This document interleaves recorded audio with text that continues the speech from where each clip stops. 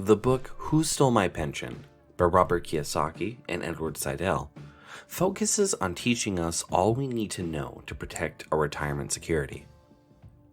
According to the authors, we are in the early stages of the greatest retirement crisis in the history of the entire world. People need to wake up from their lethargy and realize their pensions are in trouble. Everyone deserves a safe and secure retirement, and this book brings us one step closer toward that goal by giving us guidance, resources, and tools so we can take action and stop the looting. At Read and Grow, we review the books you want to read and present them to you in a short and memorable video. Make this channel part of your daily routine and check our book summaries for timeless principles, new insights, and unwavering motivation. Please subscribe and turn on the notification bell in order to stay tuned. Robert Kiyosaki and Edward Seidel warn us that in the decades to come, we will witness globally hundreds of millions of elderly slipping into poverty. Too frail to work, too poor to retire will become the new normal for many old people. Global population demographics, coupled with insufficient retirement savings and human physiology, suggest that a catastrophic outcome for a significant percentage of the world's elderly population is inevitable. The good news is that more people are living longer than ever. In developed countries, the elder population has skyrocketed. The bad news is that only a very small minority of these folks have enough personal savings to pay for and to survive decades of retirement. State and local government pensions in the US hold almost $4 trillion in assets and provide retirement benefits for 21 million current and former state and local employees. However, more than half of these governments have reduced their benefits since the 2008 recession. In an effort to solve severe underfunding, government pensions have shifted over $1 trillion in assets to the costliest, riskiest investments. According to the authors, this reckless gambling will only accelerate insolvency. Now is the time to take action to stop the looting. Who is to blame for the retirement crisis? When over 1 billion older workers globally all have the same problem, too little for retirement, it's time to stop blaming individuals for bad investment decisions or not having enough financial resources. This is a global systemic problem. 3 systemic problems are addressed in the book. The elimination or collapse of employer-sponsored pension plans created to pay retirees a monthly lifetime pension. The gross mismanagement of pensions. The shifting of responsibility onto workers to invest for their retirement using 401k type plans, which are structurally flawed and incapable of providing retirement security comparable to a pension. Workers bear no responsibility for these 3 systemic causes for the global pension crisis.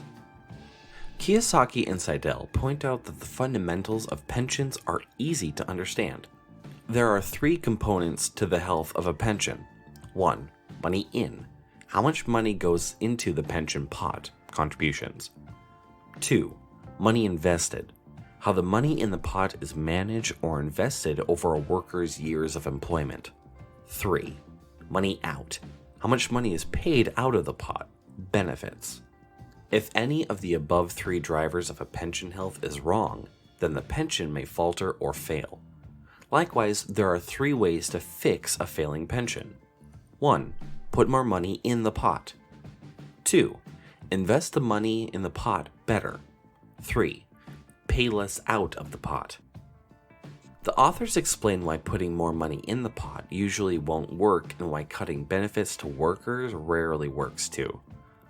According to them, the best plan is better management of money in the pot. Had the money in the pot been prudently managed, the pension would not have failed. It is in 1974 that employees lost their paychecks for life. In 1974, ERISA, Employee Retirement Income Security Act, was passed. Defined benefit pension plans converted to defined contribution plans. Workers began losing a guaranteed paycheck for life and secure retirement. Today, most defined benefit pension plans are underfunded and many have gone bust. Most boomers with defined contribution pension plans live in fear of running out of money in retirement. This is why many of them are delaying retirement. Kiyosaki and Seidel recommend people to get information about their pensions. And here, two opposite forces are at work. Technology facilitating transparency versus financial industry legal machinations thwarting transparency.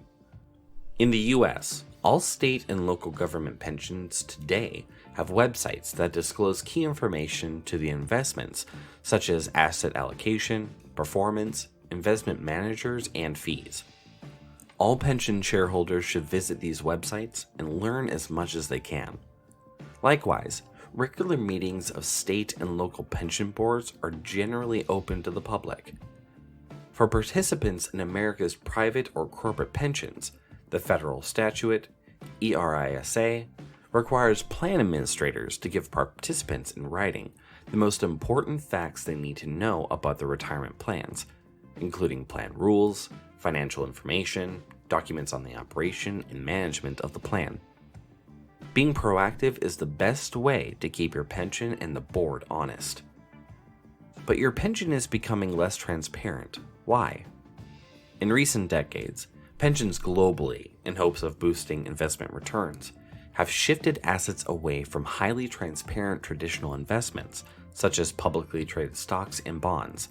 Today, many pensions hold a quarter or more of their assets in alternative investments, such as private equity, venture capital, real estate, and hedge funds. The authors reveal that these are the costliest, riskiest, most complex, and secretive investments ever devised by Wall Street's financial wizards. They lack all of the hallmarks of prudent investments, including transparency, liquidity, reasonable fees, sound investment practices, and adequate regulatory oversight. State and local pensions gambling on alternative investments that demand high fees and carry the risk of heavy losses is bad enough. But the transparency and accountability suffer in this case too. As a result, it is virtually impossible for stakeholders to know the answers to questions such as who is managing the money, what is it invested in, and where is it gone. According to the authors, your pension fund is lying about how much money it pays Wall Street investments firms to manage its assets. They say it is paying exponentially more, perhaps 10 times, than it is telling you. Why should you care?